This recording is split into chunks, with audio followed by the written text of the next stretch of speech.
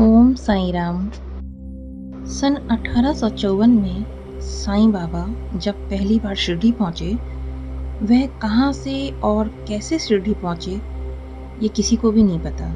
उनके शिरडी आने का मंतव्य क्या था, इस बारे में कोई ठोस जानकारी भी नहीं उपलब्ध है।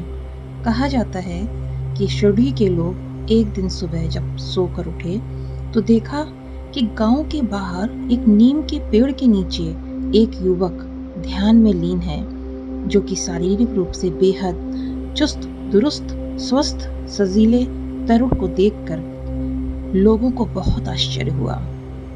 गांव के जिस भी महिला पुरुष और बच्चे ने उन्हें देखा, वह देखता ही रह गया। उस युवक के चेहरे पर एक दिव्य तेज था। वो बेहद खूबसूरत थे। उसके चेहरे की चमक लोगों को खुद ब खुद अपनी ओर आकर्षित कर रही थी। धीरे धीरे पूरे गांव में यह बात फैल गई कि नीम के पेड़ के नीचे एक तेजस्वी युवक ध्यान लगाकर बैठा है।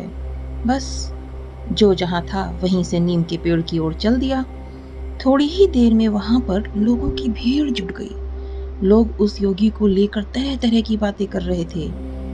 दूसरी तरफ वह युवक अपनी साधना में इस कदर लीन था कि वहां जुटी भीड़ और उनकी बातचीत का उस पर कोई असर नहीं था।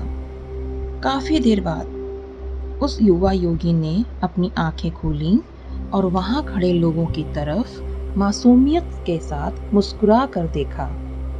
उसकी आंखों में एक ऐसी जादुई चमक थी जो लोगों को अपनी तरफ सम्मोहित कर रही थी। कुछ देर बाद वह युवक अपने स्थान से उठा और गांव की एक बुजुर्ग महिला से कहा, माई, मुझे बहुत जोर की भूख लगी है। कई दिनों से कुछ भी नहीं खाया है। कुछ खाने के लिए दोगी? योगी की बात सुनकर वह महिला तुरंत खाना लाने के लिए अपने घर की तरफ चल दी।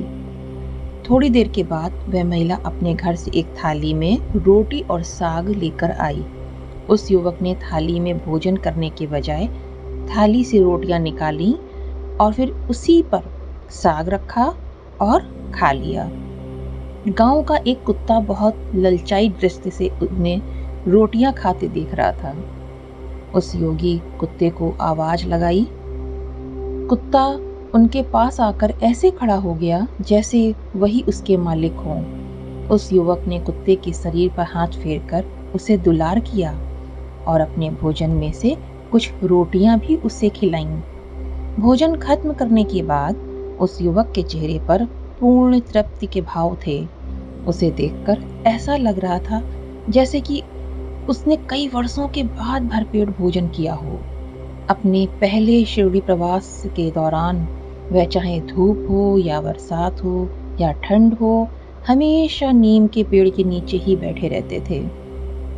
कभी किसी के दरवाजे पर नहीं जाते थे। जो लोग उनसे मिलने के लिए आते थे, वे लोग तो उनके आचरण और व्यवहार से उनके मुरीद हो जाते थे। देखने में वह तरुण नजर आते थे, लेकिन उनका आचरण संतों और महात्माओं के समान था। कुछ समय शिरडी में रहने के बाद एक दिन अचानक वह युवा योगी कहीं चला गया और अगले 4 बरस तक किसी को नजर नहीं आया। ओम साईं राम।